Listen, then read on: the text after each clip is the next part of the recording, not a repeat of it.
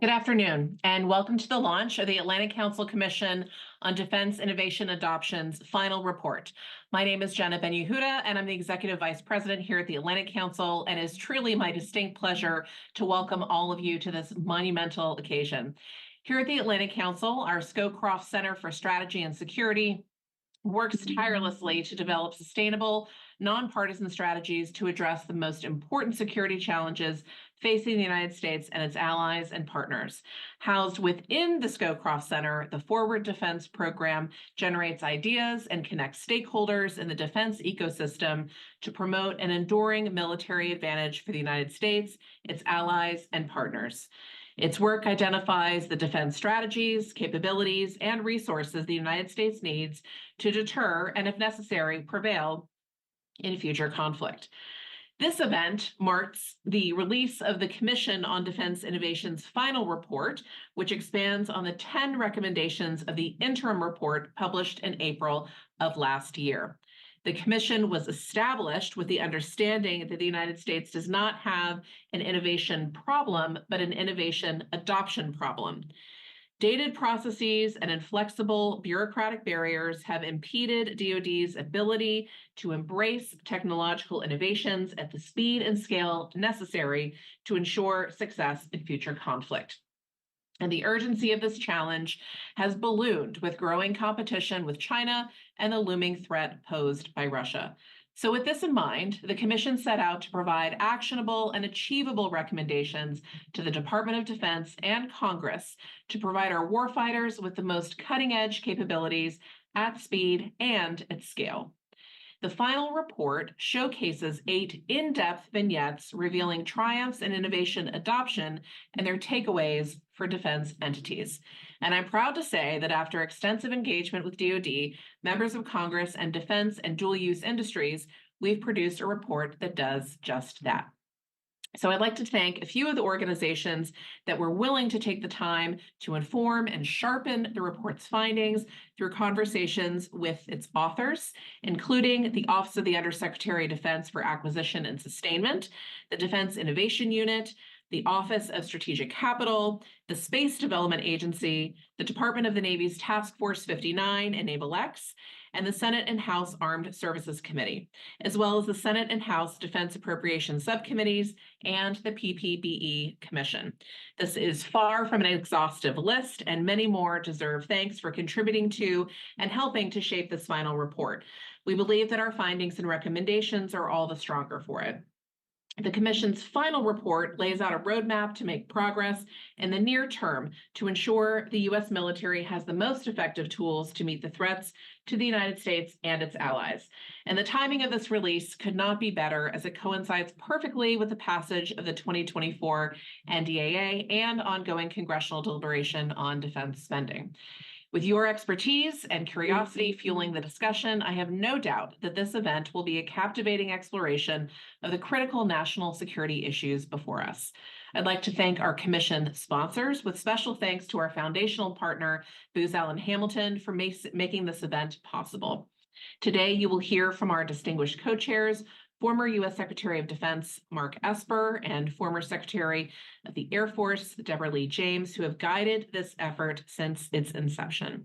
We will discuss the report's recommendations and findings with the report's authors, Whitney McNamara, Pete Modigliani, and Matt McGregor.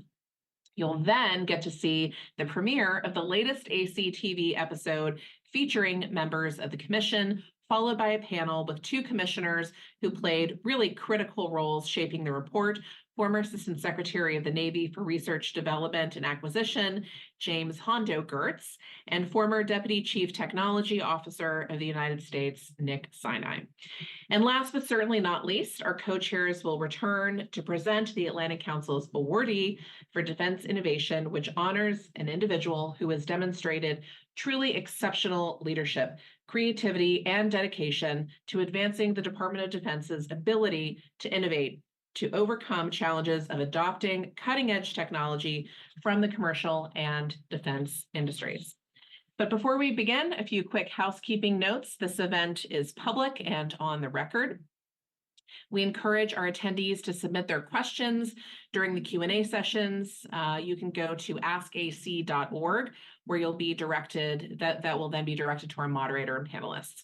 You can also join the discussion on social media by using the hashtag #ForwardDefense. So without further ado, I'd like to turn things over to our commission co-chairs to introduce the report. I think they are known to most of you here, but let's begin with the Honorable Dr. Mark Esper, who served as the 27th Secretary of Defense and the 23rd Secretary of the Army. He served as National Security Advisor to former Senate Majority Leader Bill Frist and Policy Director for the House Armed Services Committee. In the private sector, Dr. Esper was Vice President at Raytheon. He is a veteran of the U.S. Army, having served with the 101st Airborne Division during the 1991 Gulf War, and is currently a board member of the venture capital firm Red Cell Partners, as well as a board director here at the Atlantic Council. Welcome, Secretary Esper. The Honorable Deborah Lee James served as the 23rd Secretary of the U.S. Air Force and was responsible for the affairs of the Department of the Air Force, including the organizing, training, equipping, and providing for the welfare of its active duty, National Guard, Reserve, and civilian airmen and their families. She previously served as president of SAIC's Technical and Engineering Sector. She served in the Clinton administration as Assistant Secretary of Defense for Reserve Affairs and worked as a professional staff member on the House Armed Services Committee, sensing a theme. Ms. James is currently the chair of the Defense Business Board and a board director of the Atlantic Council as well. Secretary Esper and Secretary James, thank you so much for your leadership on this important report. And with that, Secretary Esper, over to you, sir. Thanks, Jenna, for that introduction, and thanks for your overview of our work. We really appreciate also the Atlantic Council's support for what the Commission has worked on this past year plus. So I also want to thank Secretary Deborah James for being an outstanding partner in this effort. You've been great to work with. I also want to thank Clem Starling, Steve Rodriguez, our esteemed commissioners, and our authors, who you will hear from shortly as well. Finally, I want to thank the various Pentagon and congressional offices who supported, participated in, and in some cases were instrumental in the adoption of the Commission's recommendations. So thanks for that as well. You know, when Secretary James and I took on this mission some time ago, we did so with a focus and a determination driven by the changing world around us, one that has become more unpredictable, more unstable, more complicated, and more dangerous. We took this on as well with a great sense of urgency. As many of you know, we are now in an era of great power competition, marked by a hot war in Europe and a cold one emerging in Asia. We face continued challenges to the industrial base, which have been highlighted and in some cases exposed by Russia's invasion of Ukraine and our ability to support Kyiv. We read weekly about the continued modernization and expanding capacity of the People's Liberation Army, and we hear constantly about the accelerating pace of technological change, coupled with the obstacles the Pentagon faces to adopt innovation at the pace necessary to retain overmatch in the years ahead. This outstanding Atlantic Council team began their work in the summer of 2022 by assembling a group of experts with deep knowledge and experience across the defense ecosystem. We then engaged with the Department of Defense, Congress, industry, academic experts, and allied nations in over 70 consultative sessions. In April of 2023, as many of you will recall, the Commission released an interim report with 10 recommendations. It achieved notable impact as several of its proposals found their way into defense policy or legislation. This includes, but is not limited to, a number of service program executive offices have begun to study implementation of a portfolio management model, the expansion of DIU's authorities and funding, the reduction of barriers to commercial solutions, and the modernization of SBIRs and STTRs, the strengthening of engagement with the capital markets through the Office of Strategic Capital, and then an agreement on many Commission recommendations between our study and those of the PPB Commission. However, there is still much work to be done, and much progress must be made if the U.S. Armed Forces are to remain the preeminent military force in the world, capable of handling all challenges, especially the People's Republic of China. These are the things that we will be discussing today. With that, I want to thank you and turn the podium over to my colleague, Secretary James, to offer her introductory remarks as well. Thank you. Thank you very, very much, Secretary Esper. And without renaming all of the same people, I want to simply echo your comments of thanks and those of Jenna as well. This has been, throughout my career, one of the absolute best team efforts that I've ever had the privilege to be involved with. And indeed, it is rewarding not only to have worked with so many fine people, so many fine organizations, but also to see things happening, positive things happening within the walls of the Pentagon and within the halls of Congress. What I would like to add in the way of opening remarks is perhaps just a couple of words to sharpen for everyone what exactly is the purpose of this final report and what's really different from the interim report. Well, it boils down to the fact that our commission recognized that real change requires both policy reform and it also requires a cultural shift inside the Pentagon, a change in people's mindsets. Whereas the interim report laid out our policy recommendations, our top 10, if you will, the final report also includes a series of case studies. You might call them vignettes that show how success can be achieved even within the current system, though we all know the current system makes it too hard, but success can happen. And to highlight those individuals and those teams who made that success happen and worked very, very hard to produce those successes. And indeed, I'm so happy we'll be recognizing one such superstar individual later in this program. In order to put this final report together, we worked directly with the individuals and the acquisition organizations involved in the case studies that you'll be hearing about, to understand exactly how they did it, how they made it real, what methods they used to rapidly deliver cutting-edge capabilities. Again, these examples can demonstrate to other organizations how they can achieve similar results. The final report emphasizes that we need to not only get the right policy, but also the right people and the right mindset to accelerate our adoption of capabilities that could well prove decisive to the United States' ability to deter conflict in the coming decade. Of course, we all look forward to the day when the vignettes in this report become the norm and are no longer considered rare as they are today. Next up, you'll hear from our Commission Director, Stephen Rodriguez, and our three very fine authors of the report, Whitney McNamara, Peter Modigliani, and Matthew McGregor. And they will discuss for all of you the series of case studies that you'll read about in our final report. Stephen, over to you. Thank you, everyone. And I hope you are all safe with the 2 inches or less that the DC metro area got that has shut us down completely for today and potentially tomorrow as well. I wanted to acknowledge 2 individuals who you are not going to see on screen today, but played a crucial role in the success of our commission and its report as well. One is Barry Pavel, who was a longtime director at the Atlantic Council, now serving at RAND. Barry helped kickstart this entire effort and worked with Secretary Esper, Secretary James, myself, and Clementine, who you'll hear from later. So I want to acknowledge the foundational role that he had more than 18 months ago. I also want to acknowledge one of the original report authors, Eric Lofgren, who's currently serving on Capitol Hill. Eric played a crucial role at the inception as well, both from a content perspective as well as, and you'll hear this will be a theme with the rest of our authors, fulfilling that old adage by Mark Twain, sorry, I didn't have time to write you a short letter, so I wrote you a long one instead. So with that out of the way, we've already introduced our authors. What I would say about them in advance is they worked very, very well together as a team. They were remarkably accomplished in their own right, but took great guidance from our co-chairs. And one of the critical pieces of guidance we all received was, hey, let's not inadvertently, in our enthusiasm to solve defense innovation, create more bureaucracy on top of the existing bureaucracy as a result of all of our wonderful recommendations.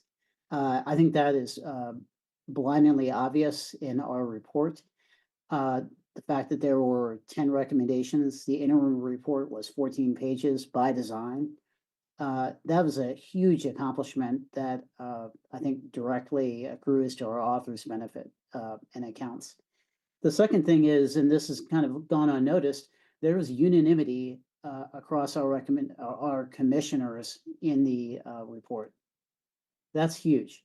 It wasn't like anyone on the report, to include Nick Sinai and Hondo Gertz, who you heard from later, didn't have their own distinct and special opinions. There were many, many diverse opinions, but the entire commission team worked very hard, as Secretary Esper and Secretary James said, to try to get to some consensus that was meaningful, not just watered down pablum that everyone could agree on and do nothing about. So this has certainly been one of the biggest, I think, accomplishments, and one of the things I'm most proud of in my career to date, being associated with what the team has done here. So with all those pleasantries out of the way, let's get to actually some useful conversation. So we're going to go through a series of questions with Whitney, Pete, and Matt. First, starting out with our recommendations. The questions that we talked about ahead of time are around the recommendations. Which ones do you feel, starting with Whitney, have the greatest potential for adoption in the near or midterm? And then I think we'll get to some of the stuff that was left on the cutting room floor. So Whitney, I'd love to hear from you first, Pete, and then Matt. Thanks, Steve. I think our fourth recommendation, which was to elevate the Defense Innovation Unit, resource it effectively to better align and leverage DoD innovation efforts, as well as the non-traditional defense industrial base, had the greatest potential for adoption because, the department has been moving in this direction for quite some time. We were really looking to solidify some of that progress and to even accelerate it. And so we were really excited to see, of course, last year that our audience is tracking that the Secretary of Defense elevated DIU to a direct report, which was exciting news. Of course, we're also tracking the House Appropriations Subcommittee for Defense, recommending $1 billion in funding as a hedge portfolio to be funded by DIU or to be given to DIU. And of course, DIU has, numerous exciting initiatives going on, but they're already moving out through the Defense Innovation Working Group to better align resources of the innovation ecosystem within the department. And so we thought this was really important just beyond sort of an organizational change. Again, we wanted to encourage more of a paradigm shift in terms of how the department is thinking about leveraging all of what the commercial sector has to offer beyond just tech, whether that's working to shape capital market dollars, leveraging tech adoption, best practices, insights on market intelligence, due diligence, things like that. We needed a dedicated organization like a DIU as well to turn internally and better socialize what exists in the commercial sector to reinforce buy before build practices, help shape requirements processes to better get commercial sector tech into the department more efficiently. And all of these activities can pay dividends in that paradigm shift of thinking through how to best leverage the commercial sector. So ultimately, we wanted to make sure those functions like sourcing novel capabilities and leveraging those insights I just mentioned are being prioritized and addressed by, a dedicated organization in a way that reflects how critical a role they can play in U.S. military competitiveness. Yes, Steve, for me, I really think, our lead recommendation on portfolio management offers a huge potential, and we already see the department and Congress moving forward on it. So the core of the recommendation was to really break down from the 1,000+ acquisition program stovepipes and really move towards a modern capability portfolio approach to deliver that integrated suite of capabilities. Get a broader group of vendors participating, infuse more government S&T and industry, technology solutions. So we see some huge progress already on this. So Congress included in the FY24 NDAA to say, we support this and come brief us on it. In the Navy Acquisition Executive identified PEO IWS, Rear Admiral Seiko Okano, who's an outstanding individual to really lean forward and lean out and show the Navy how it's done with these modern practices. And then we hear the Air Force and Army are also following suits, identifying some of their PEOs. So we really see this is going to, break down the barriers. And Dr. LaPlante, who's the DoD Acquisition Executive, has been a strong supporter of portfolio management. He had a big PEO summit last July, and they issued a new policy more at the strategic level for portfolio management. So given the modern approach, it's really how do we enable greater flexibility to go after leading tech, priority capability gaps to maximize that mission impact. The other key recommendation I see the most promise is number 10 on requirements. So how do we modernize DoD's requirements processes? From the JSIDS process managed by joint staff down to the service requirements level, how do we get that broad mix of having a clear set of capability demands to deliver, operational capabilities to the warfighters? So it's a complex process. The policy manual is 500 plus pages. It's a, Byzantine process.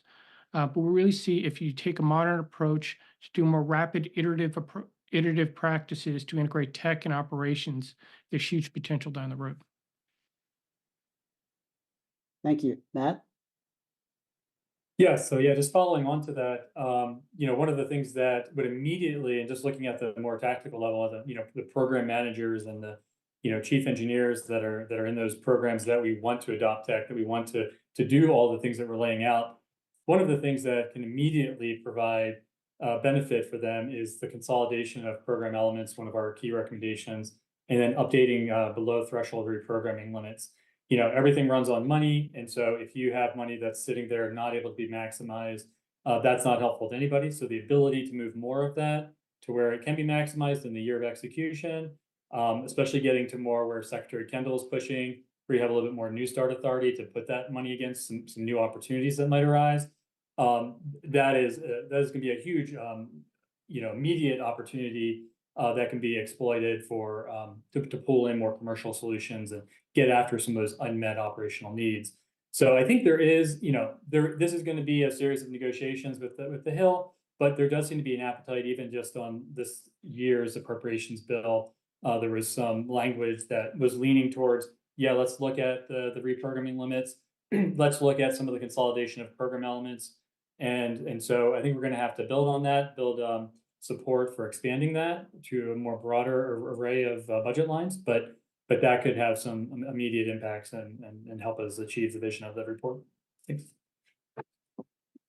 Great. So let me turn to Pete now in order. And from your perspective, what are some of the more difficult recommendations we put forward in terms of being realized in the near future? We try to focus on practicality and as Matt was mentioning around the budget line items, often referencing historical norms as a baseline to get back to instead of coming up with something entirely new. But certain recommendations we put forward are clearly harder to implement than others. What are some of those in your mind? Sure. Thanks, Steve. I think the two biggest ones are in the requirements and budget areas. So, as we highlighted with the requirements one, and we heard from Admiral Grady at the Atlantic Council last month, and he shared his vision of where we need to go to, drive more of a requirements for a joint force. These are entrenched processes that have had, decades of, various organizations with competing priorities, going through a long established, entrenched set of processes. So getting them to think differently, operate with greater speed and agility while still balancing the rigor required for our environment is going to take some time. So it's getting the right players in the room to, not fully clean sheet the environment, but, tackle some of the more onerous approaches to get greater speed and agility. We can't spend 2 years writing a requirements document, given the pace of change with some of the emerging technologies out there. There are many, a wide range of organizations across Joint Staff, OSD, the services, the S&T and industry perspectives, acquisition and budget that need to get involved. So it's going to take some time and energy and some key leadership to see this through. Now, the good thing is Congress in the NDAA put in that recommendation that DoD shall modernize their requirements process. So hopefully that's going to be a strong forcing function for DoD to act. And then for the other area is more the budget area. I'll defer to Matt on, but obviously with PPP reform going back to the 60s, and our colleague Eric is the great historian in that space. That is well entrenched, well established with some competing interests. But the recommendations we set forth were echoed by many in the PPP Commission. So hopefully we'll see some progress in the next year. Yeah, Matt, how about you? Right. So I think the one, and Pete got at it with the culture. We really want to show, and I think the major tone of the report is about taking advantage more of private capital and aligning that capital to defense needs. And so when I think about the, what it would take in the department to do that, it's a lot of things that have to come together. And so I think the biggest challenge is going to be the interdependencies between these recommendations, and to really get that alignment where the department is sending a demand signal, clear demand signal to the private capital markets. They're responding, and in turn, there is a follow through that rewards those investments, through scaling of production and incorporation into the force. And so that to me is the biggest challenge. I think we can make a lot of these smaller ones that are going to contribute and chip away at that, but that systemic shift that we want to see is going to be really, really challenging. We're going to I think, see some progress on it on the cyber front, on those things like StratFi, really good things that DIU is doing. So I think there's a lot of good examples out there, and we just need to get more of the enterprise to adopt those sort of principles and that way of operating. So I think the alignment of capital to defense needs is probably the biggest challenge, and it'll take some time to chip away at that. Right. So, Whitney, from your perspective, you spend a lot of time focused on barriers to innovation within the department, and certainly from the non-traditional ecosystem. Recently, there was a New York Times article that highlighted a lot of former officials, most of which were involved in the commission, and tried to glean from them their perspectives on why they got involved in venture capital, why they got involved in what's now called defense tech or defense technology. From your perspective, as you were studying this leading up to the recommendations, what were some of the biggest barriers that you saw to, dare I say, adoption of defense technology in the Pentagon, either from the private side or the government side, and how does that impact some of the recommendations that you put forward? I think there's a few things. I mean, one is the demand signal. I think there's a lot of crosstalk between the private sector and the Department of Defense in terms of the department thinking that they're giving a demand signal that doesn't always resonate with how businesses think about where to invest their money. I think a lot of this, as Pete and Matt alluded to, really come down to budget flexibility. I think, one of the pillars we're always talking about is experimentation. How do you tie experimentation to acquisition? That's always going to be such a sticky challenge, because how much do we value experimentation, right? If we agree that we have to fail fast, are we willing to spend money to fail fast? And I think that's always going to be sort of a perennial issue in terms of justifying the cost for the means. So that's another big one as well. And then lastly, I would say sometimes just the understanding of what is out there, a big culture piece, right, of not understanding what can be easily pulled into the department, not being incentivized to do so, or just getting a lot of pushback. I think sometimes the private sector gets a little frustrated with the Department of Defense, but what they don't see is lots of public servants doing really, really important and frequently unsexy work to try to move the needle. And they also have their own sort of handcuffs that they're working towards as well. And so I think we covered a lot of the challenges pretty well. And I think what made this commission so special was that we really tried to make sure that the recommendations we were pushing forward, again, were not in a vacuum. They took into consideration who would be implementing this, what challenges would they face, and how can we sort of empower them as well. One of the things I believe we noticed was, as we socialized our recommendations, we received input from a number of senior DoD leaders that they were attempting some version of what we were talking about. But one of the things that helped them with our report was highlighting in detail how we viewed the problem, how we viewed the recommendations, and also, I guess, giving them some level of top cover or support in putting out a report that had a number of bipartisan senior leaders saying, yes, this is actually a good way to go.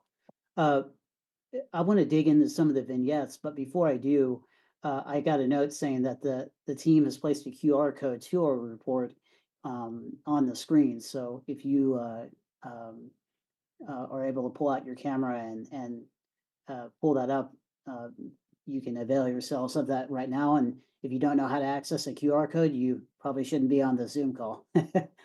Moving on to the vignettes. The vignettes, I believe, were an attempt to better illustrate, in a sense, tell a story for what innovation looks like. So we put out a bunch of recommendations. Everyone and their dog in DC has a report on some kind of challenge around technology or innovation in the department. We're well aware of that. Our attempt here was to show a series of case studies that, just like the challenges that Whitney highlighted, were clearly tied to the recommendations. So we didn't have a bunch of problems that we'd identified and then a bunch of recommendations that were divorced from those problems, and then a bunch of case studies that were divorced from any recommendation. But we really did our best to create a contiguous narrative of what success looks like and how to know it when you see it. So with that in mind, I thought maybe in this case I'll start. We'll go with the same batting order. Whitney, from the vignettes that you built out, tell me, walk us through, the several that you developed, and then which one, you found yourself just naturally drawn to, either from a probability of success perspective or from I guess, a compelling narrative. So there was two where what they had in common, right, is that we're emphasizing buy before build. We're leveraging the best of what the commercial sector has to offer. We're rapidly validating, capabilities in operationally relevant environments. And when those things are identified, it is procured and scaled. And I think those were sort of the how we see the best practices of these best in breed tech coming through the department and how it should operate. One in particular that stood out to me is the first vignette, I believe, which is the U.S. Navy's Fifth Fleet working to address capability gaps in maritime domain awareness.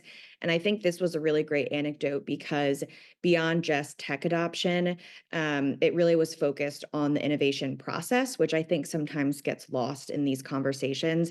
And I have to give a lot of credit to Lieutenant General Groen, who was one of the commissioners for, reminding us of that over and over again. Which is it's really about overhauling some of these processes about how we identify tech, how we're actually making sure it's influencing our operations, not just to procure it. And so I think the thing that stands out to me the most, right, is that this the Fifth Fleet one is they started first with an operational challenge, not we need drones, we need this. It's we have an operational challenge. How do we iteratively improve upon it to solve it? What kind of experts do we need in the room? What coalitions do we need to build? What adaptations do we need to make mid-process to make it work? In their case, this was pivoting to different acquisition and data integration models. And in the end, they were able to achieve an initial operational capability. The new pathways they forged not only saved them money, but allowed them to build relationships across dozens of vendors and leverage that expertise as in addition to other multinational organizations and governments. Operators were given opportunities to learn in ways that enabled new concept of operations. And those processes also generated novel requirements in a way that was not captured in the previous traditional requirements process that was validated years prior. And in the end, they solved the operational problem. And so I think a lot of the times, beyond just the tech adoption, making sure that we are iterating on solving operational problems, we're getting buy-in, people are learning, and how to solve problems iteratively is sometimes, more important than just the tech adoption. So I thought that was a really important vignette to highlight. Great. Pete, how about yourself? Yeah, Steve, when we published the interim report, we soon after got a quick call from Justin Finelli from the Navy. And he said, hey, love the report. We're doing a lot of this already with PEO Digital in the Navy. So he was there as, I think, a chief engineer, and now he's up to do the Navy as the acting CTO. But he really shared some deep insights, reinforced a lot of the portfolio management requirements and industry engagement areas. The organization has already moved out on with a lot of areas.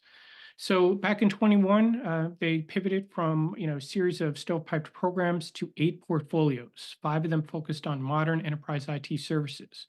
They leveraged common governance, tools, staffing, coordination, and really helped focus the enterprise to make a smarter investment, that integrated suite of capabilities that we've talked about. From a requirement standpoint, they went from that long process to define requirements. They were operating with like 10-year-old requirements documents that were 500 pages. So they, said, hey, this isn't going to work for enterprise IT. It's too fast paced. So they partnered with the deputy CNO, the largest requirement sponsor, to say, hey, let's come up with a modern approach, high level requirements, high level outcome metrics, enable that agile software development.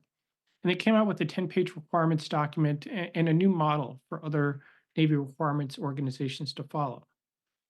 And then finally, the third element is how do you leverage that commercial sector innovation, and adopt, private sector best practices. So they historically moved out with their heads down saying, hey, we're just going to define requirements and dictate that to industry. Well, PO Digital actually partnered with DIU, Ensign, ONR, DARPA, other POs, and NATO's Diana to do that tech scouting. And they wanted to tap that diverse network to say, what's out there across government, industry, and academia that PO Digital could leverage for their customers. They developed world-class alignment metrics, to focus the data-driven investments. Where are the priorities focused on mission outcomes? And it improved their investment decisions, accelerated timelines from months to minutes, enhanced customer outcomes, which is the ultimate objective, but also in the process diversified their industrial base, negotiated lower cost. And the other thing is attracting that talent that wants to work in this, exciting landscape and exciting environment. It's a big hat tip to the PO Digital team for their efforts across implementing many of our recommendations. Matt, from your perspective, what were some of your favorite vignettes that you worked on? And I'll ask a follow-on question. How do you feel like they highlighted our broader mission of improving innovation adoption in the Pentagon? Yeah, no, good question, Steve. So I think the two that I was mainly focused on were actually companies. So I think one of the nice things with vignettes, I think we had a good mix of those that were more focused on the some of the government processes and some of the some of the good things like on their experimentation side. I was a little more focused on the companies that had gone through some of the challenges of the system. And it was kind of interesting. They both shared some things in common. They both had a product that they were very passionate about delivering it to the DoD. They had recognized these challenges existing. They had some connections in some cases with the operational community that was expressing the challenges they were facing every day. So they really wanted to make this happen. One was hardware, one was software. So they had some different challenges and different processes they had to go through. They both were investing their own capital. They were willing to do that, but they were also using SIBR funds and getting some private venture capital support. So to me it was a good indication of how a company can sort of work through these hurdles, but it required a lot of really going outside the box, really being patient. One of the things that I think lessons learned that goes really well with I think a lot of the recommendations in the report, to your question there, is that interaction with the users, that really close engagement. I think one of the things both contractors would probably agree was that interaction helped them avoid some of the expensive pivots that they could have faced if they had gone down one route without having that deep understanding of the need. They both were, exposed to some more accelerated procurement processes using other transactions, so they were able to get some business deals that were more congruent with the way that they wanted to operate. And DIU gets a lot of credit for that. They also were, they had that end goal in mind, so they were always maturing their product as they were going and looking to the needs that were coming after. So, I think they both showed that how to combine a lot of the pieces that we have in our report, things that we want DoD to use to leverage more and to use at scale. I think they showed how that can happen. In some cases, they did have to use some basically sort of the processes that are in place. They had to kind of push them to their max to kind of get, getting the combatant commander to chime in on the requirements process and be an advocate, a strong advocate. I think that's another lesson. So they had to really push on some things, but it did show what's possible if the system was exercised using a lot of the recommendations that we have in our report. So let's talk a little bit about some of the questions that and issues that made it to the cutting room floor. As we mentioned earlier, by design, we worked very hard to get our recommendations down to 10 recommendations, not 100. In fact, a number of individuals asked when our much larger, multi-100-page report was going to come out, and I may or may not have responded, "Oh, you mean the one that no one's going to read?" So I think in this case, we certainly had a ton of outstanding information, a ton of great recommendations. I'll just say it myself. Uh, Within those recommendations, though, that didn't make it into the PDF, are there certain ones that, given an unlimited amount of time and space and audience interest, that you would have loved to have seen included from your perspective? And maybe I'll kind of work backwards and start with Matt, then Pete, and then finally Whitney. Yeah, so there's so many things to go after. I do think the one thing that holds DoD back from a lot of achieving the vision of what we're talking about here is this idea of everything having to be a formal acquisition program. So every capability is viewed through the lens of a, particularly sometimes baseline program, sometimes, operating in some, in a software pathway or MTA. So but it's always sort of formalized in these sort of very kind of, strict sort of lanes.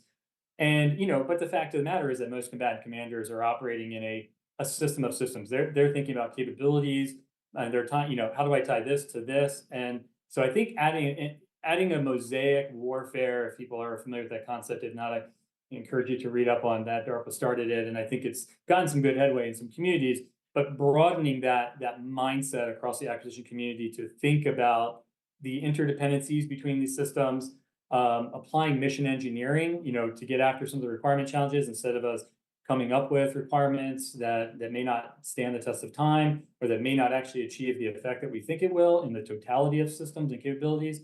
I think moving towards that would have been something interesting to explore more. I think there's a lot of chunks of that happening in the department, but to talk about what it would take to scale, I think is a good follow-on discussion. Super. Pete?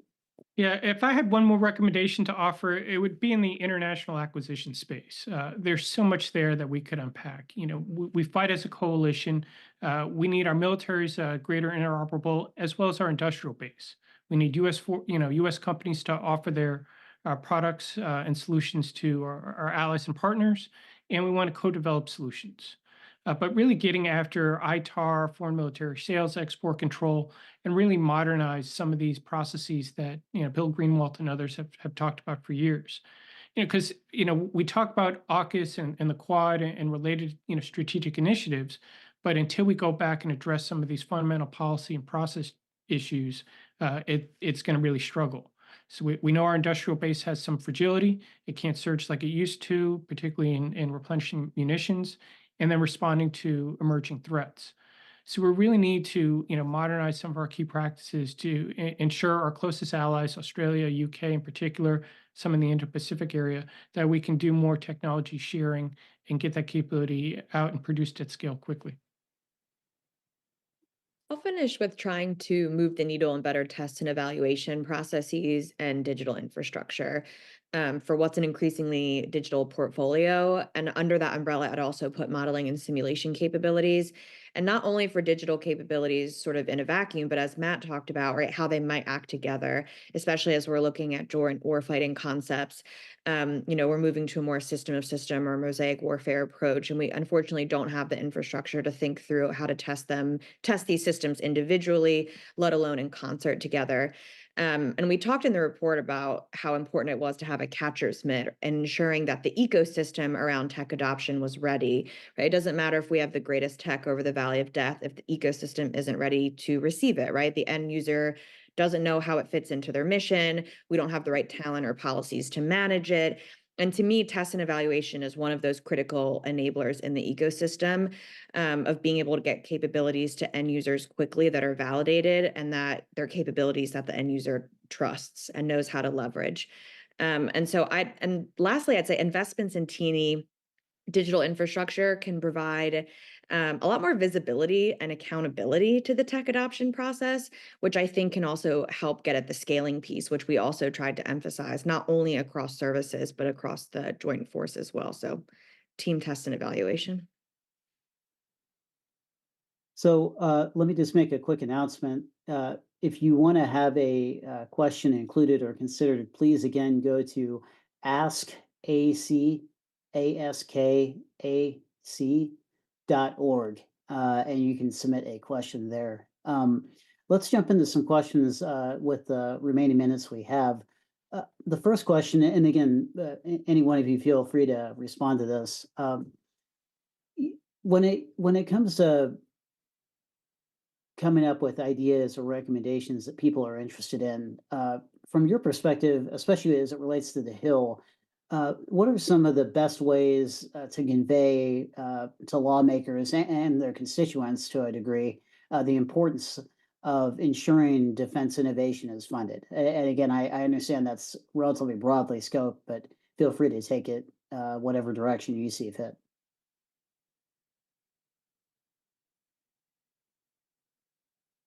I guess I'll start off. I think the one thing that is always the most powerful is to hear what an operational end user is dealing with. I mean, it's so easy to get caught up in the process and the policies and all the things that, the department runs on. But, and if you focus on just changing a policy without that additional context of what the operator goes through and how how hard their life is day to day, what it takes to complete a mission, because they have to do X, X, and X because this doesn't work with this and this doesn't work there because I can't get this. When you have that scenario that they lay that out for you, if you have any empathy, you immediately go like, we need to change something. So I think keep tying it back to those operational problems and the challenges that we have in some of the theaters that we need to be successful in is one way that.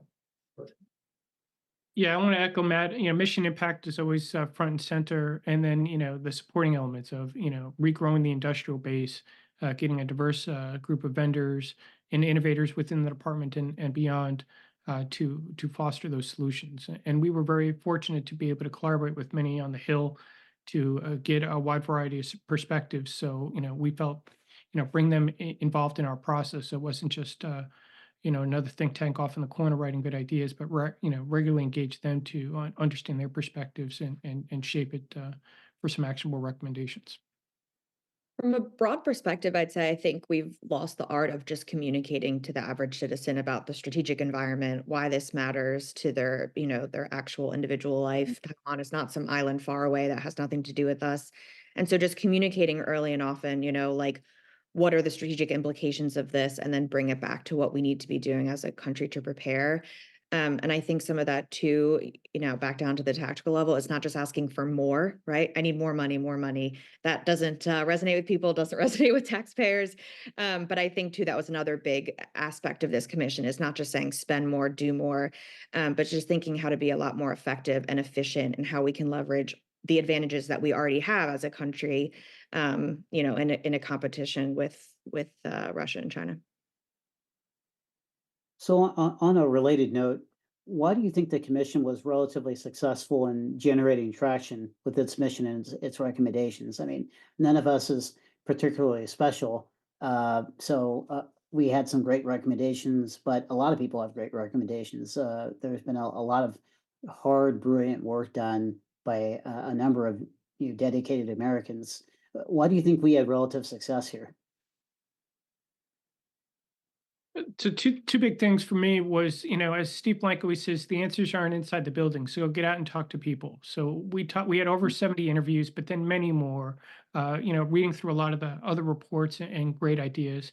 And it wasn't just, previous executives talking to current executives and having that echo chamber, but really engaged a diverse group, those on the front lines, those in the industry, those in the S&T environment, those in operations, to really help shape that report. And then as our co-chairs had firmly established, constrain it to, the top 10 actionable recommendations. As you've said, we could easily written a, multi-hundred page report and dozens of recommendations, but that wouldn't have had the same impact. But focusing on, here are the clear challenges we're trying to solve, and here are 10 actionable recommendations, I think was powerful for getting traction across the community. I think for me is that DC does not have a lack of good ideas. It's just that great ideas don't actually get things done. I think Pentagon shelves are filled with all the great ideas we might ever need, collated in very sleek reports, collecting dust there. And so most of the real work really comes from building momentum within different communities and building coalitions to make sure those good ideas actually get implemented. And I think that's where the hard work really starts. And to Pete's point, make sure your good ideas are grounded in reality. They're actionable, they're tangible, understand who's responsible for implementing them. What do they care about? What are their challenges? What might their challenges be in executing this? And to Pete's point, even go back to the other side. We're going to write this recommendation because it's going to incentivize business. Go to a business. Does this incentivize you, right? Would this make you spend R&D money if you got X, Y, and Z? So a lot of that too was just socializing it to make sure that our recommendations weren't dead on arrival and that they were executable. I wasn't in some of the initial writing of this report, so I would give huge props to Whitney and Pete. I think that the strength that I took away when reading it, similar to you, Whitney, was, there's a lot of reports out there and they have very high level recommendations. We need to change this, we need to change the culture, and but I thought, this report was really good about giving not only the big things that we want to change, but step by step and some discrete tasks that are more easily doable, such that I think after the writing of this report, and as we talk today, a number of things have already been implemented. So, or are on their way to be implemented. So I think that's the strength of, you gave some really good tactical detail that people could go take action on. Well, I'd like to thank everyone for joining us. Before we move on to our ACTV screening, I'd like to just call out the Atlanta Council team that we had a chance to work with as well. I've realized that having a tight working relationship and good communication with the entire team, the co-chairs, the commissioners and industry commissioners, the authors, and certainly the core team at the Atlanta Council, in our case, was crucial to our success. It's easy to kind of brush off these things after events are over, especially if they're successful, but it's important, given this public venue, to call out that excellent working relationship. Now I'd like to turn to the ACTV featurette. This is a 10-minute featurette that in a very high level covers critical issues with many of the major participants of the Commission's report. So I hope you enjoy reviewing it. And again, thank you very much for your time. The Atlanta Council's Commission on Defense Innovation Adoption has set its sights on one of the most vital elements of national security and defense, to ensure that the United States maintains and widens our historic technology advantage over our adversaries now and for decades to come. To remain the world's preeminent military power, the United States must rapidly absorb the most compelling, mission-critical technology from our vast industrial base, especially in the private sector, where American commercial technology continues to revolutionize the world, fueling a new race for artificial intelligence, robotics, and autonomous technologies, all critical to our national security. Yet some of the most innovative commercial technologies and companies that lead development in these and other important areas are standing on the sidelines, unable or unwilling to work on major defense acquisition programs. To understand why and to seek solutions on how the Pentagon can better adopt these technologies, the Atlanta Council brought together an impressive group of senior government leaders, high technology industry executives, and national security-focused investors who are passionate about tackling this critical challenge. We formed a commission led by former Secretary of Defense, Dr. Mark Esper, and former Secretary of the Air Force, Deborah Lee James. Over the course of 18 months, we engaged more than 70 stakeholders from the White House, Congress, the Pentagon, and the private sector. The goal is to help the Pentagon make bigger bets on commercial and dual-use technologies critical for the future of U.S. security. In the decades following World War II, the United States could count on its vast industrial base to provide the weapons, equipment, and technologies needed to ensure the nation's security. But today, many of those companies are long gone or have since divested their defense businesses, leaving a critical void for the Pentagon to fill. In earlier years, defense accounted for a much larger share of the nation's economic output and an even larger portion of research and development. These days, however, many cutting-edge tech companies, especially those who invest the most in R&D, are not in the defense space. Throughout its history, the United States has relied on innovation to develop the weapons, equipment, and material so critical to our national security. The Manhattan Project required the marshaling of all of America's scientific prowess, ingenuity, and industrial capacity to develop the weapons that would end the war in the Pacific and catapult the U.S. to superpower status with the onset of the Cold War. When faced with the overwhelming numerical superiority of the USSR during the Cold War, American innovation once again delivered the superior ground vehicles, aircraft, and precision-guided munitions that allowed U.S. and NATO forces to level the playing field and deter Soviet aggression. In the years that followed, as air defense systems became more lethal and threatened the United States' ability to project air power, yet another effort to develop and harness new technologies proved decisive. The development of stealth and other low observable technologies in the 1970s and 80s cemented America's control of the skies for decades and is still one of the greatest qualitative edges the United States military has over its adversaries. As history has taught us, a critical part of fostering a culture of innovation is demonstrating the willingness and ability to take risks.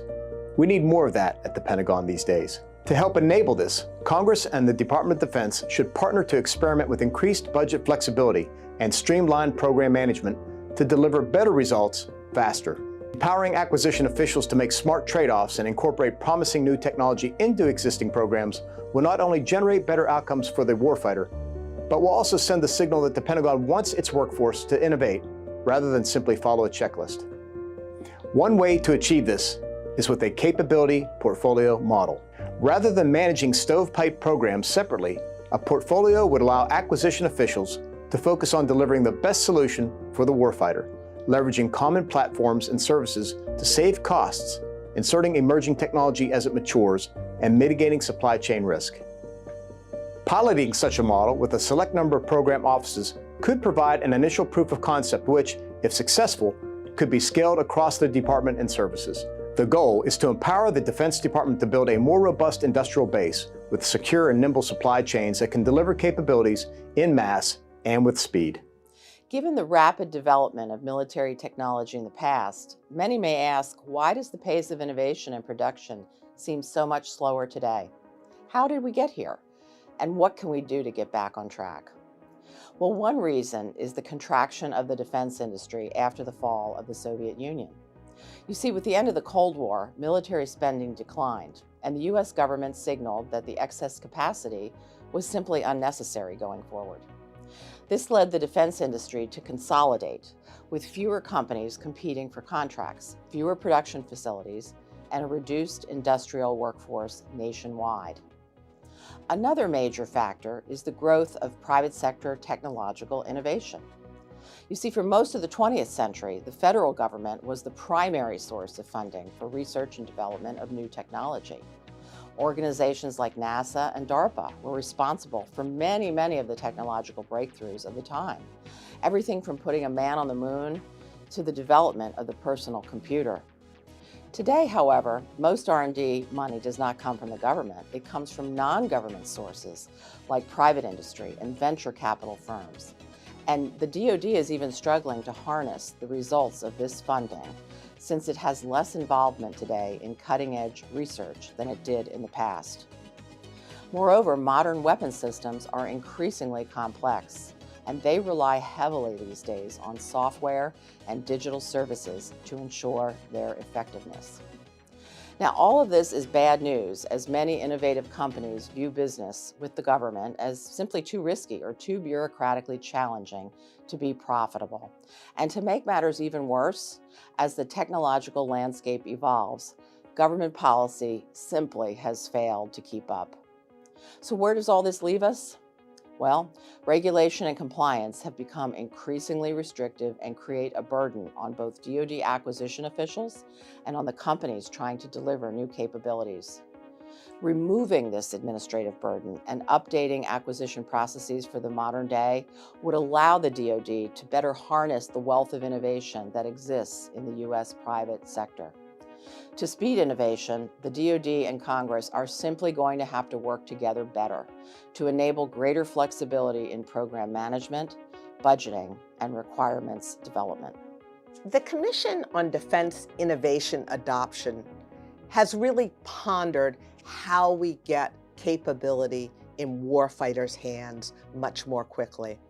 We have amazing technological innovation in this country. We have business systems at DoD that have not kept up with the pace of technology innovation.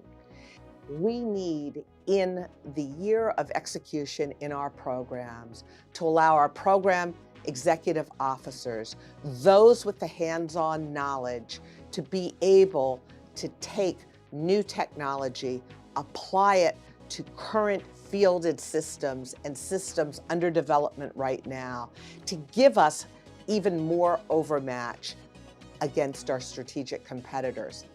Taking above threshold reprogramming and allowing Congress 30 days to give thumbs up or thumbs down on reprogramming, allowing the department to move very quickly. Historically, we have done this. We need to go back to those best practices. We need to be very clear that our program executive officers are often overly constrained with the narrow definition of their budget line items.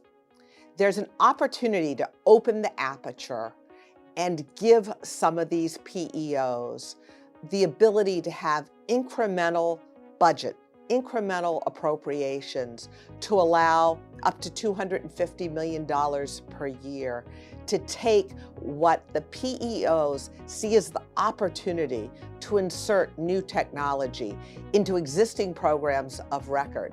We have the opportunity to upgrade our PPBE system to make sure that we can take new innovations and quickly scale that to make sure that our warfighters have the latest and greatest. We need Congress to work closely, as they've demonstrated so many times they can do, with DoD to move reprogramming efforts forward quickly. Inserting new capability in the year of execution is a critical enabler for program executive officers to field new technology applications. The Commission on Defense Innovation Adoption provides tremendous thought leadership on the imperative for the Department of Defense to leverage one of America's few sources of global comparative advantage: the scale, the scope, and the breadth of our more than $50 trillion capital markets. These highly flexible and liquid capital markets can be used to invest in or lend behind the development of dual-use technology to accelerate military innovation, as well as to scale procurement and to address infrastructure shortfalls that are impacting readiness. As a complement to investing and lending agreements, the department could develop standardized forms of loan guarantees for commercial ventures and send clear demand signals such as advanced market commitments to incentivize the investment needed to fund technology companies between pilot and production contracts. That is the real value of death. It can also establish a trusted clearinghouse to share information with qualified investors, creditors, and commercial partners. In addition, we believe that the department should organize a central touch point for the funding, adoption, and scaling of commercial technology.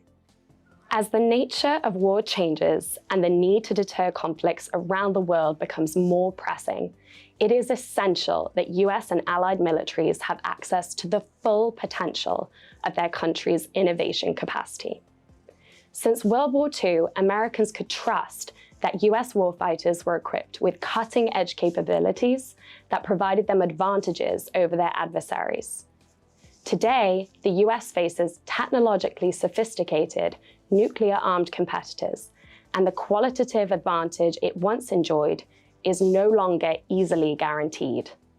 It is up to this generation of congressional leaders, policymakers, military planners, and private sector innovators to ensure that the historic military and technological advantage US warfighters have relied in the past can be called on once again, today and in the future.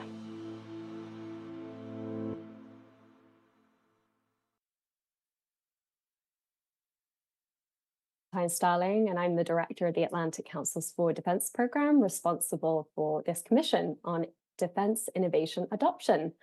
We just heard a very detailed video outlining our recommendations and really the so what of this commission. But I'm very, very pleased to be moderating our second panel today, featuring two members of our commission who were truly instrumental in crafting its impactful recommendations. First, James Hondo Gertz, a distinguished fellow with Business Executives for National Security. Hondo served as Assistant Secretary of the Navy for Research, Development and Acquisition. He also served as Acquisition Executive for US Special Operations Command, where he left a legacy of innovative and forward-looking approaches to developing new capabilities. He has over 30 years of experience in defense and acquisition and brought all of this experience to bear in our commission. And second, I'd like to introduce Nick Sinai, who was President Obama's Deputy Chief Technology Officer, where he played a key role in many presidential initiatives, such as the Open Data Initiative, Open Government Initiative, the Presidential Innovation Fellow Program, and the National Broadband Plan. He recently helped found the US Digital Core Fellowship Program and is currently a senior advisor with the venture capital firm Insight Partners. So we've got two commissioners here who can cover different angles of the US Defense Innovation Adoption Challenge. Hondo, Nick, thank you for joining us. We only have 40 minutes for a discussion, and I'd like to get as many questions as possible. So as a reminder to our audience, please submit your questions using ac.org and identify yourself so we know who you are. And we've had some great audience questions so far, so please keep them coming. So Hondo, I'm going to go to you first. As we set the stage for this discussion, I would like your perspective on the current environment. Our research for this report painted a striking picture. Across the federal government, there's almost a deafening unanimity about the problems plaguing US innovation adoption. We kind of coined this catchphrase, the US does not have an innovation problem, but it has an innovation adoption problem. I think you yourself were one of the people perhaps credited with that phrase. On the other side, China, as a US strategic competitor, is able to scale and manufacture some capabilities at a really staggering pace. So with strategic competition in view, do you feel a heightened sense of urgency now? Is the US defense ecosystem truly facing an unprecedented window for meaningful reform in the face of this challenge? Yeah, thanks, Simon. Thanks for everybody for being here and the chance to participate. Yeah, I mean, I think all you have to do is open up the paper to kind of get a sense of things. But I think a couple things are occurring underneath the surface, which brings this sense of urgency, I think, to a new height, and why I think you had so much active participation from folks like Nick and other leaders in this. And that's, I think we all sense we're at this change point between what was a very industrial approach to the problem, born out of World War II, done very successfully for the last 70 years, sensing that we can't scale that in the same way we had before, and that we've got to turn from great inventors in the military establishment to great importers and integrators to get things out there. And I think the other thing that's really kind of coming to bear is a very transactional, I put our requirement out, somebody answers it, I award a contract, isn't going to scale at the speed we need here. We've really got to take a new, what I would call a network approach to that. Unfortunately, we have 70 years of bureaucratic memory, culture, law, practice, that makes it really tough to do that. Particularly, when I was in the building, I think for a while we had this sense we could be ready, let's get ready for tomorrow, and we can kind of we can take a little risk today. Well, we can't afford to be in a position where we can either be ready tonight or be ready 10 years from now. We need to be ready for both. And I think that's really heightening the sense that the way we've approached it previously is not going to be scalable for the challenges we have going forward. Hondo, Nick, as trailblazers yourselves in the defense community, you might not call yourselves that, but I will. What do you find to be the most compelling lessons we could take from the 8 vignettes featured in our final report, particularly for individuals and offices looking to replicate the success of the examples we heard about from our authors earlier. Maybe Nick, I'll start with you. Sure. Well, there's a few things I'd pull out from the vignettes. I think from the Fifth Fleet and the Task Force 59, really this idea of operational experimentation with commercial vendors, startups, scale-ups, and other suppliers. And I had the great privilege of traveling to the CENTCOM, AOR, and spending time and actually seeing and visiting with Task Force 59. And so seeing how they were working on an outcome that is maritime domain awareness, a digital ocean, and how could they bring that into effect quickly? So that operational experimentation, but then how do they also tie that back to the service and the joint forces' greater needs? And so that's what's been exciting as the Navy has stood up the Distributed Capabilities Office and is collaborating to bring this idea of unmanned maritime systems and commercial space communications to provide that kind of digital ocean. So the lesson there really is rapid operational experimentation. I think another one would be what I would call the intelligent streamlining or consolidation of bureaucracy. Hondo liked to remind us many times that we couldn't be just adding things to the bureaucracy. We have to think about subtraction. It's a normal human bias to add things. And so the example of in the Navy of PEO Digital and PEO IWS moving to much more of a portfolio approach rather than a program approach. That fundamentally is about streamlining bureaucracy and using common tools, common services, common practices across a series of programs.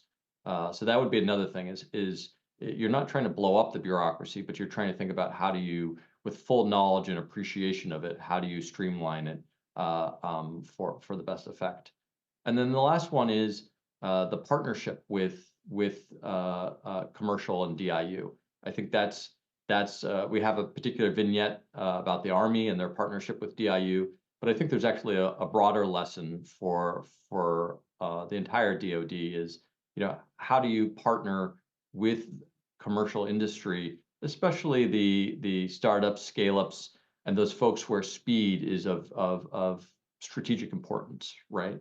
And so how do you have that kind of rapid feedback, always with the operational end user, the warfighter, always in the loop, but being able to move quickly. And so partnering with commercial industry at the speed that they're used to moving, I think that's a lesson that all parts of DoD can take from. Super. Hondo. Yeah, I mean, I would agree, obviously, with what Nick's saying. To me, it comes down to reminding ourselves what is really possible when we exert trust and transparency and empower the right team of folks, not just acquisition folks, not just operators, not just startups. Again, I go back to this network. When you can build this network and empowerment, how much more can get accomplished with the resources you have versus going after additional resources. I mean, even if DIU gets $1 billion that year, that's 0.1% of the DoD budget. So the idea of the commission isn't just to go stand up a new niche organization to go do something niche.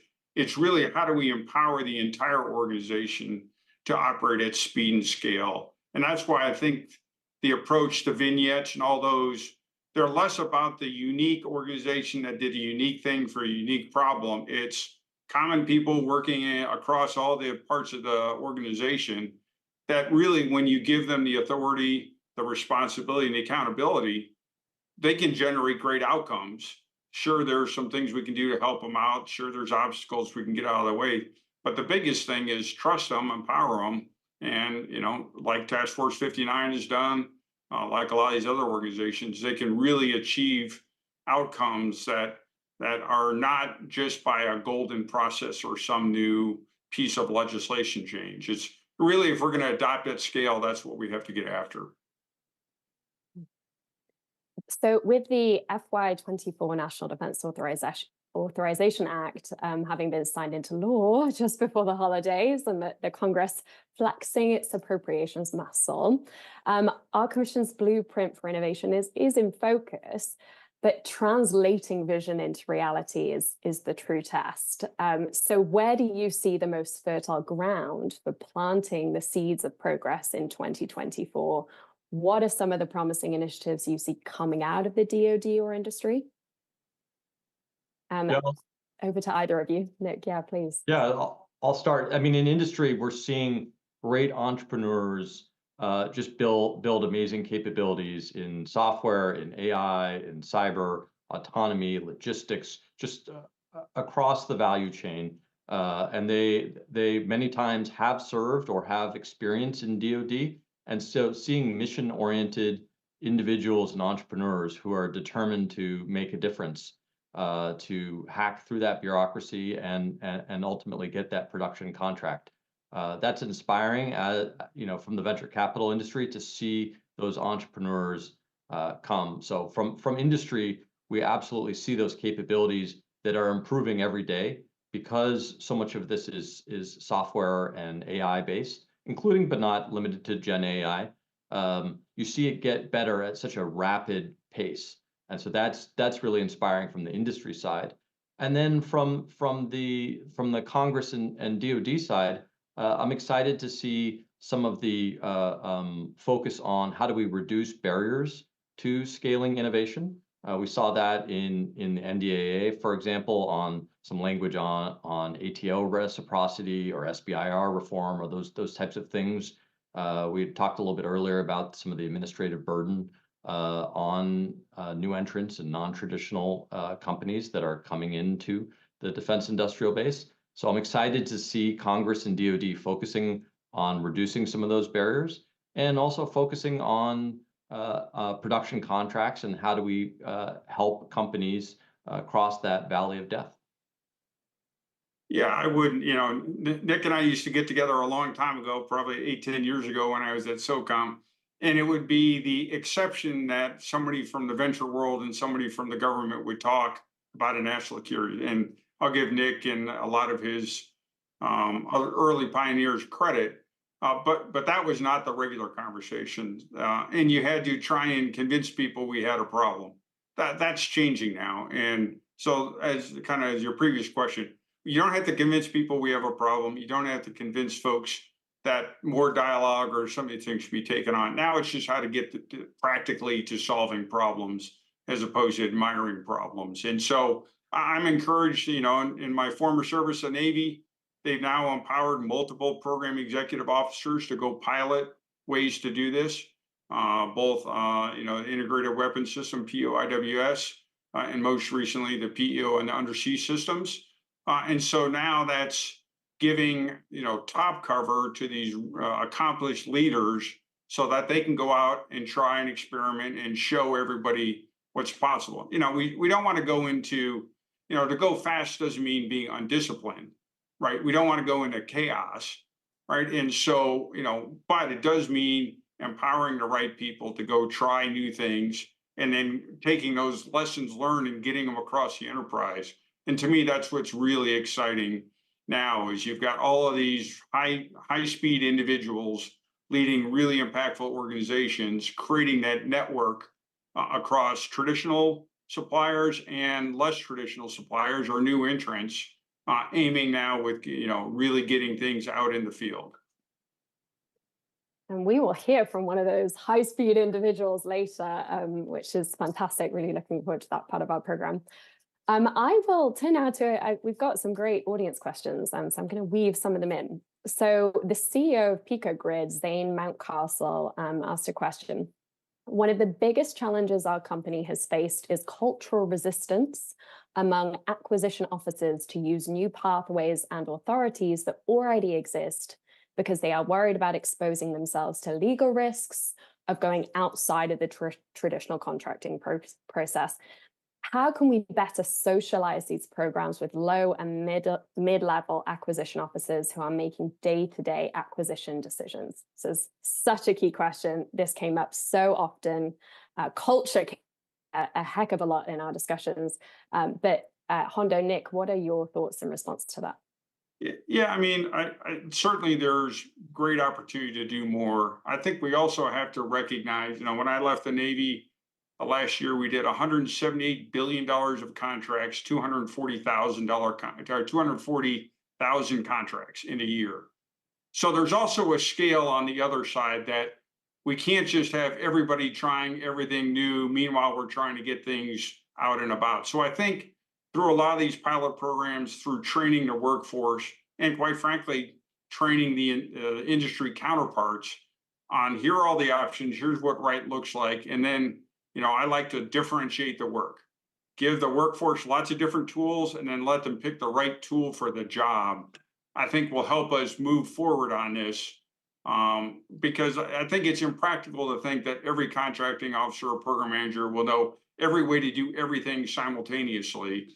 We need to break down what are the right tools for the right jobs, make sure those folks are trained, make sure industry understands how to interact there. Then I see us gaining momentum from that perspective.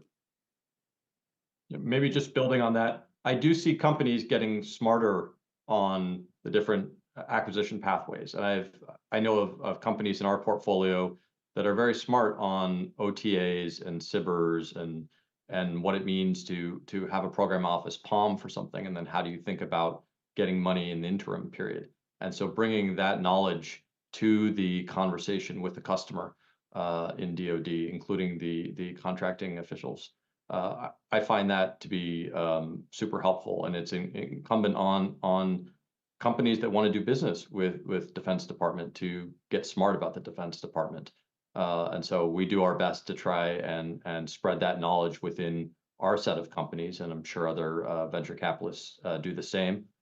I'm also a big fan of training. I've participated in training programs just to explain the venture capital industry, and I think it's important for our companies to learn more about these acquisition programs.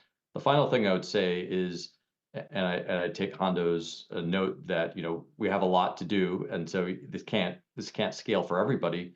But industry immersion programs are something that I'm particularly passionate about. Is how can we get early and mid-career contracting officials to come spend 6 weeks or 6 months inside of industry and really understand industry, and then come back and progress in their acquisition career. Yeah, I mean, just to tap on that, I mean, the big issue before is I think we thought we could separate national security and national prosperity, and we had these two communities that didn't understand each other. And when you don't understand each other, you don't trust each other. And so one byproduct, I think, of the last couple of years, this level of dialogue and folks learning from each other has broken down some of the, I would say, impressions each had of the other just out of lack of knowledge that I think is helping us now accelerate at scale. Yeah, terrific.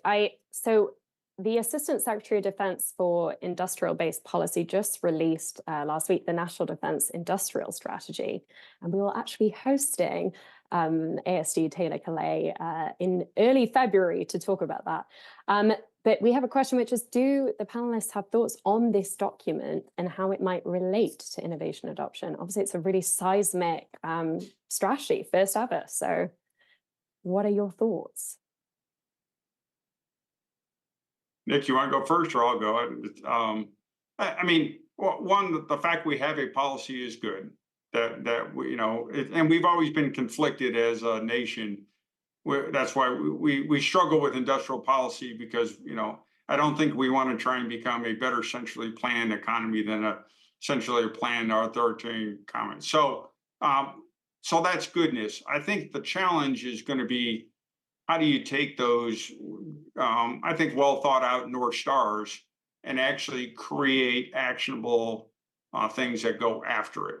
And are we willing as a country to invest in capacity as opposed to a very efficient but brittle industrial base as we had before? And so I think what will be interesting is, over the next 12 months, how do you take that well-intended policy and start putting implementation around it? And I think some of those things in this Atlantic Council study help show the way there, right? If we can better connect financial markets to the DoD marketplace, if we can work on talent, if we can understand where there's sources of supply from non-traditionals that we haven't thought about accessing in the past. And again, move from inventing everything to be a fast integrator of what's already in the commercial world. That gives us much better industrial capacity as a nation. Yeah, maybe just building on that, DoD has got to be a better buyer. And so that's a near-term buyer. And we talk about some of those things, but industrial policy is fundamentally about sending those signals for long-term buying, right? And so as Frank had mentioned earlier, the capital markets are an asset here. And if we see the demand signal, either short-term or long-term, then you're gonna see the kind of investment behind the type of capabilities that are needed. So- What I would also ask you, the audience, though, and we've got great folks in the audience, in industry, bring your ideas, right? It's not like the DoD again, we've talked about. We need industry to be helping the DoD understand how to better open up capacity that either exists in the commercial marketplace or could be built through capital infusion. And so I think, that's going to be a critical element to make sure we have a good two-sided discussion on this. So we have a good question here about allies and partners, and I'm really glad that earlier Pete mentioned AUKUS, he mentioned ITAR reform, and we've seen some really significant progress there at the end of 2023 on the Hill. So what are your thoughts on how we can better achieve defense industrial base integration with allies? This kind of integration is been a kind of key phrase that we're hearing a lot about. And Jack Krupansky, one of our audience members, has asked, are there any recommendations from the report that could go beyond just the domestic US defense ecosystem and also apply to the NATO alliance? But I would widen that out even further beyond just European allies and partners. Yeah, I mean, one of the things we looked at when I was in the Navy was really assessing where's your capacity to surge and how do we better leverage allies and partners, right? A fundamental competitive advantage of a democracy is it can attract allies and partners. We need to leverage that fundamental competitive advantage much greater than we are right now. And so, I mean, that again, I go back to we need to have knowledge, you need to build networks, you need to start building trust. And then that can really open up, I think, a much greater industrial capacity than just what do we onshore here on the US side. And will give us much strength because, the great ideas exist all around the world, not just in the US. There's great technologies sitting in a lot of these other marketplaces. The commercial world understands that, and I'm sure Nick, there's not the boundaries in the commercial world that we create sometimes in the DoD. We need to take advantage of that. Yeah, I'd say that recommendation 6, for example, about reducing some of the impediments and barriers, that's tremendously important for our partners as well. I mean, you think about ITAR and FMS and other well-meaning processes that simply need to be modernized or adapted. So that would be one thing. The other thing would be we really have to find a way to make sure that we're looking globally for the kinds of innovation because there are great entrepreneurs and great companies around the globe, especially in this day of software and AI. So one of our priorities when we first launched this commission last year was to bring around one table commissioners with experience in government, war fighters, those in traditional defense industry, untraditional technology spaces, and in private capital. Because only by understanding the innovation adoption challenge from all of those vantage points could we seek to address the issues faced by folks interacting in the ecosystem. Nick, you've served inside government, outside government, now in kind of private capital. What is the biggest takeaway or area of disconnect between folks in government and those outside of it? And what message would you like to leave those folks with to better understand each other? Yeah, I think there's actually a lot of similarities. And so sometimes the vocabularies are so different and the cultures are so different that when you actually start talking and get to know each other's vocabulary, you actually realize some of the commonalities, and that folks are mission focused and want to have an impact and want to be end user or operator focused. But we have to find ways to kind of understand each other's vocabularies. The big lesson that I would encourage folks to take is that speed is tremendously important. And to Hondo's earlier point, disciplined speed and informed and thoughtful speed, cross-disciplinary speed, but speed is tremendously important, and that is especially for the startups and the scale-ups and the whole innovation community. That rapid feedback, because that's ultimately what makes things better. And whether you're talking about a policy, an initiative, this report, and certainly products and services, they get better with feedback. And so the faster that we can get that feedback and improve them, that really is at the heart of the innovation economy. So, Hondo, you bring an invaluable perspective from the military and acquisition sides of this equation. And we were reminded often by you and General Cartwright throughout the commission that innovation isn't valuable just for innovation's sake, but for what it brings military operators, both on the ground and in virtual spaces, who are directly competing with adversaries. What do you think is the ideal process for innovation to ensure that the capabilities being developed hand in hand between government and the private sector actually have utility for the operators who will put those capabilities to use? And can you maybe reflect on some of the guiding principles that you followed during your time at SOCOM? Yeah, I think, and Nick hit on a couple of these, but it's really, I think we fall in the trap a little bit lately of we are oversubscribed in discovery and underperforming in deployment. And unless you can get something all the way down into the hands of an operator, you've done some interesting things, but maybe not terribly relevant to global competition. And then I think we also fall in the trap that we think of capability only in equipment or technology terms, right? And a capability is really a combination of equipment, training, and tactics. So again, getting equipment into the hands of an operator as soon as possible so they can train and build tactics and get that feedback loop going. Closing that distance down with a mission focus is what really, really drives things. And so, as I think back, I always kind of went with I'm always trying to, what's the vision of the future, right? What's the future? Like vision of possible futures, build platforms you can scale really quickly, and then just relentlessly iterate with as much speed as you can.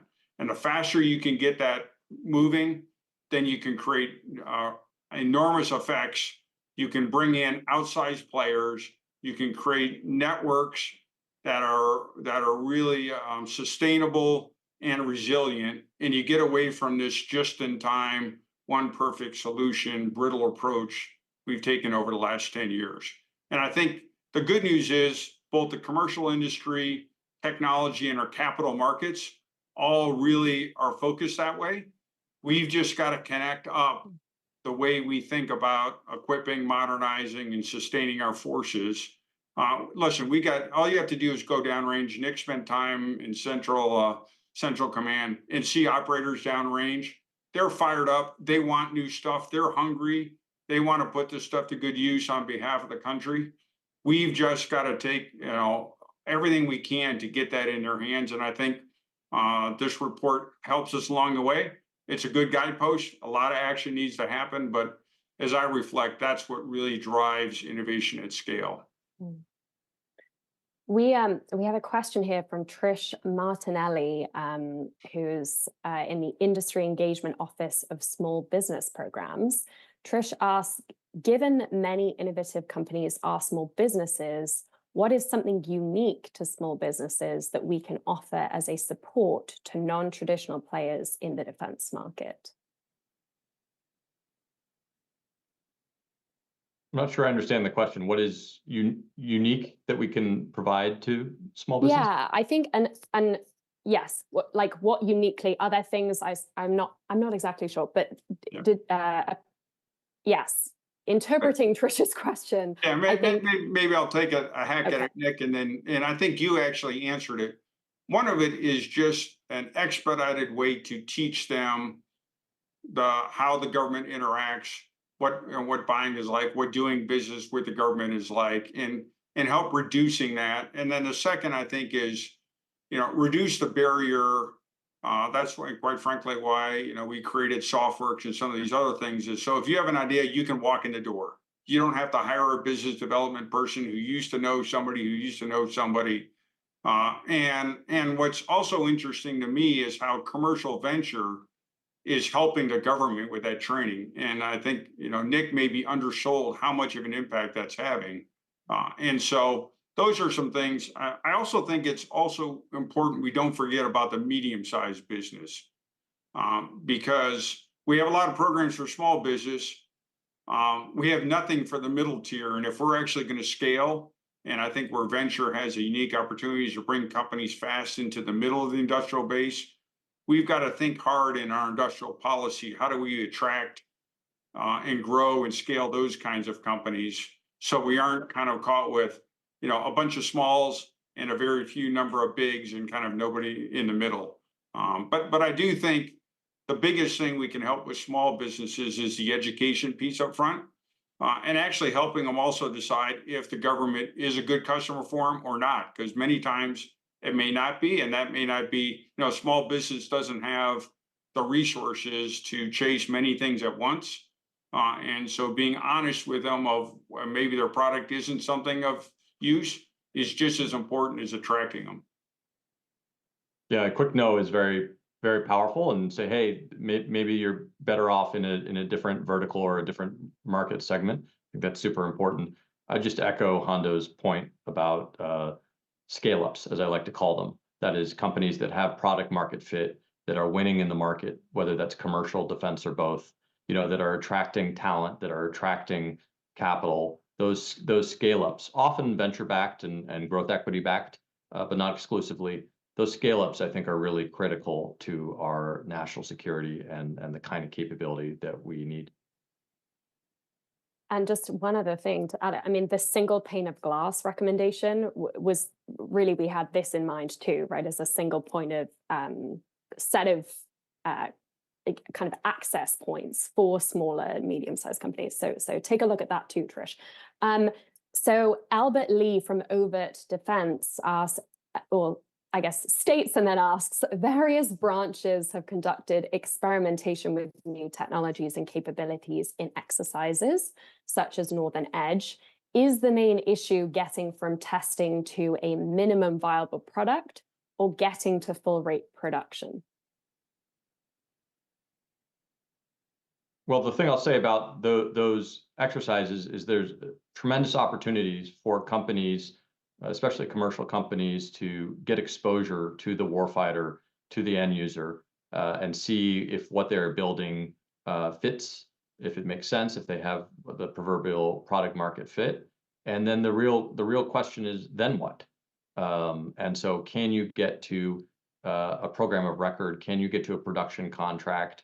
And that may not be overnight, but hopefully informed by some of the feedback in those exercises, you're able to understand what you're building for and who you're building for, but also whether you have the kind of enthusiasm to kind of go eventually get that program of record or be inserted into a program of record.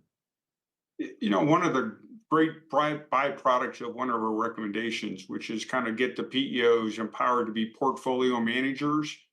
And where I'm starting to see on the government side some really interesting things are folks thinking about not do an experiment for experiment's sake, but if the experiment works, how do I go to production? Without having to transfer into a different process, a different office, a different contractor.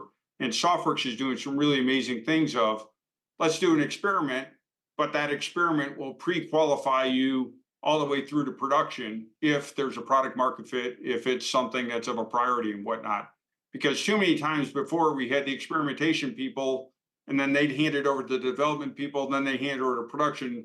And each one of those impedance mismatches took time, was its own valley or cliff. And so enabling a PEO to experiment a lot, but they're actually the ones that are going to acquire it and do the production contract. Again, closes down all this distance, and I think becomes really, really impactful at scale when we start doing this as a force of habit. So final audience question from Kurt Givelis at Booz Allen Hamilton. Kurt says, funding prototypes of new technology for the DoD is a challenge. However, if there are currently available commercial solutions that can be modified to be used by the DoD as dual-use solutions, then the revenue from the commercial marketplace can be used to drive the development. What are the opportunities for dual-use programs to support commercial products while being adopted by the DoD? Well, I think the trick is always the question of what do you mean by modification, right? Because in my mind, if we can use purely commercial products and services, that's going to give us the lowest cost. And cost is an incredibly important thing, as we're seeing in current hot conflicts today, right? This whole focus on attributable systems and having just where we are, we like exquisite systems in the DoD, and we have to get to lower cost systems. So if we can really leverage things that are truly commercial, that's great. That's not always going to be the case. And so then there's this question of how do you adapt, configure, modify commercial products and services, and the devil's in the details, because if you can do that in a way that incorporates the needs of warfighters and that is cost effective, that can be really powerful. But if it ends up being kind of lengthy and costly, then maybe you don't have as much benefit from commercial as you thought you might. Yeah, done right, you can, for instance, have the DoD pay for a feature or a system. But if the DoD is paying to re-architect everything or do an alternative architect, as Nick mentioned, that starts to fall apart. I'm excited by this commission that's starting up this year, because I think that's one of the things we've really got to take a look at is how do we, as a DoD, use software commercial systems as they're sold commercially, and then how do we rapidly adapt them when we can't use them as they're sold commercially or used commercially for DoD. It's a really interesting, but I think powerful thing to take a look at. And if we can get some practical recommendations around that, like we've done on this study, I think that will help answer this question, because too many times we've picked the worst of worst. We've picked a commercial thing and then created its own unique product in the DoD with a commercial. So we've got to get our arms around this. That's why I'm excited about this study the Atlantic Council's taking on this coming year. Well, Hondo, you teed me up very nicely. So this 18-month commission on innovation adoption is coming to a close tremendously. But our work on innovation adoption will absolutely continue with the launch of our new commission on software-defined warfare, which kicks off officially this month. So watch this space, more info to come on that. Just finally, Hondo, Nick, Steve asked our panel earlier, we left a lot on the cutting room floor in terms of recommendations. There are a range of other ideas that we didn't get to include in this report that are very worthy of pursuit. So can you reflect on any thoughts, final food for thought for this audience that you want to leave us with? What more needs to be done? What would you like to see moving forward? I'll start and then let Hondo finish. We have a stub of an idea in the report about incentives, especially for the traditional industrial base and the primes. And I think that's actually a really interesting thing to expand on, because most of the acquisition and procurement dollars are going to go through traditional primes, even as we work to get kind of next generation primes and other new entrants into the supply chain. So what are the incentives, and how does non-traditional work with traditional? And we've seen that model work in different ways in different industries. You can think about big pharma and biotech. There's kind of a robust ecosystem that works. The way startup and big tech works in Silicon Valley, that's another model. We'll probably have a third model here. And so I'm curious to see, what the DoD and what Congress can do around incentives and kind of structural reform for the kind of conventional industrial base and how it interacts with next generation kind of commercial entrants. Yeah, I think the one of the discussions we had we didn't really get is this idea of certification authority to operate and operational test. We really didn't get. We talked about it. Whitney in particular had some really interesting thoughts there. We just kind of we've got to also crack that. Anything that prevents something from getting into the field, we've got to kind of get our arms around. So I think there was some thoughtful work there. I think we'll pick up much of that in on the ATO certification stuff in this next study, because that certainly is a barrier to, all phases in there. And then I think this idea of how do we produce faster with a more consumable mindset using modern manufacturing processes was another area that we started to get our arms around. But this idea of, okay, we found something we like, the soldiers or airmen like it in the field. Now, how do we rapidly scale production and not wait 3 years to stand up a production line and that we have to keep around forever? So how do we get a much more scalable, fungible production capacity that we can ramp up and ramp down much more efficiently than kind of our old industrial process? I think those were some areas around those, but supporting, I would say, to the core 10 recommendations made. Hondo, Nick, thank you both so much for today's discussion and for all of your contributions to the Commission. It was tremendous. Huge personal thanks to our visionary co-chairs, our spectacular project director, Steve Rodriguez, our top-notch authors, Pete, Whitney, Matt, and Eric, incredibly impressive commissioners, too many to mention, all the experts we consulted, and the Forward Defense team, past and present, for all of the effort that went into this report.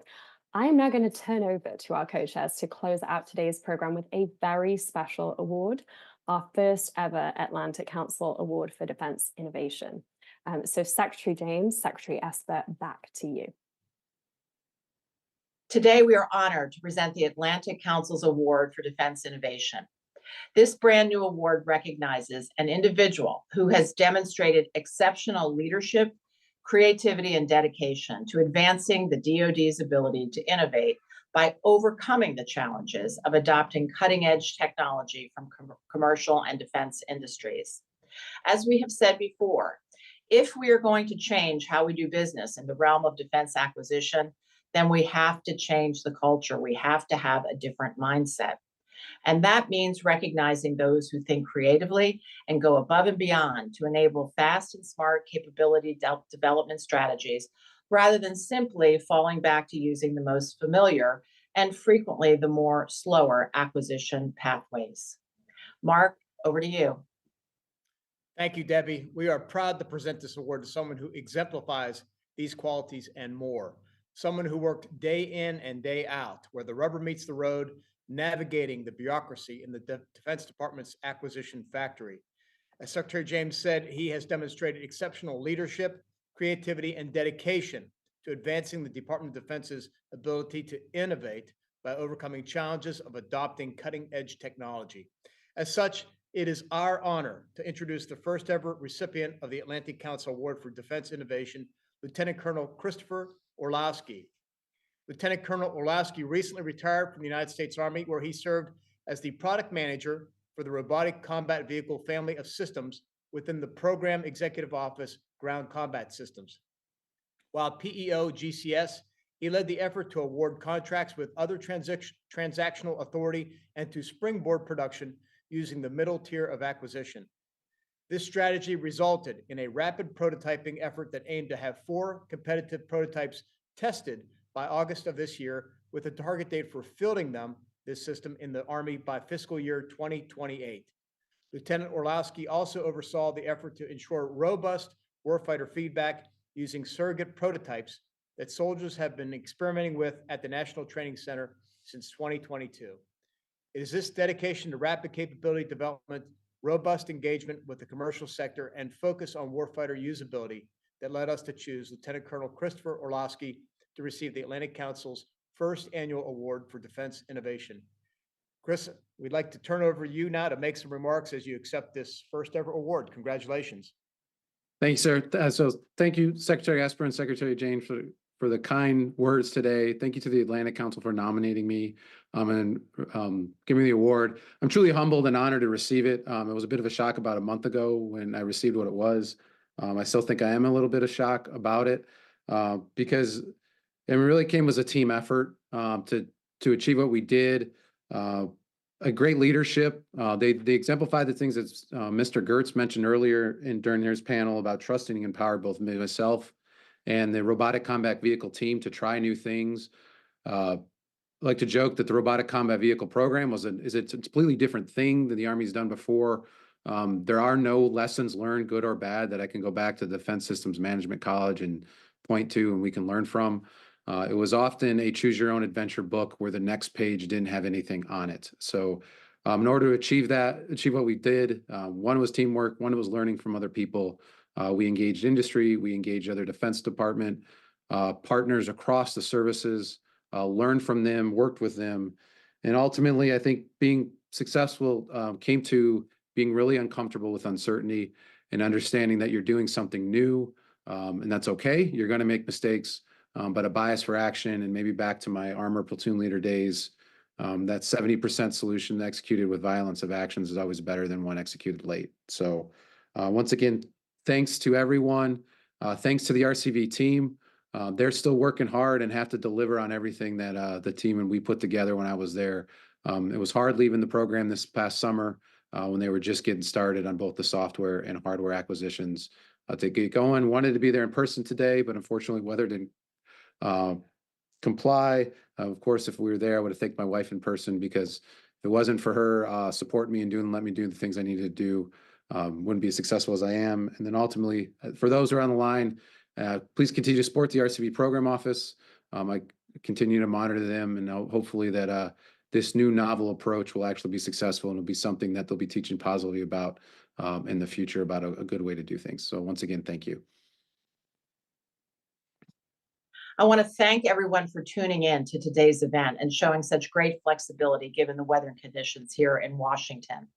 And thanks also to those who have followed and contributed to the findings of this paper.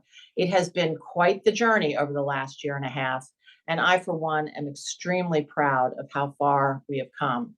But remember, our work is not finished. We must collectively and relentlessly pursue achievable reforms to strengthen deterrence and to keep America's military untouchable. In other words, the journey must continue. Mark? Thanks, Debbie, for those remarks. And I want to thank you, my fellow commissioners, the council, the report authors, and everybody involved in this fantastic study. As you said, there's much more we need to do. This study will also be the basis for other work that we were doing. I think as was announced earlier, there will be a new Atlantic Council Commission on Software-Defined Warfare. I look forward to co-chairing that one as well. Much ahead, much to do, and I'm very excited about what the Atlantic Council is doing and what this great team continues to do as we help improve the warfighter, help maintain America's preeminence when it comes to national security and our warfighting ability. So thank you all very much. Clem, over to you. Thank you all so much for joining us, and please stay tuned for our future work. All the best.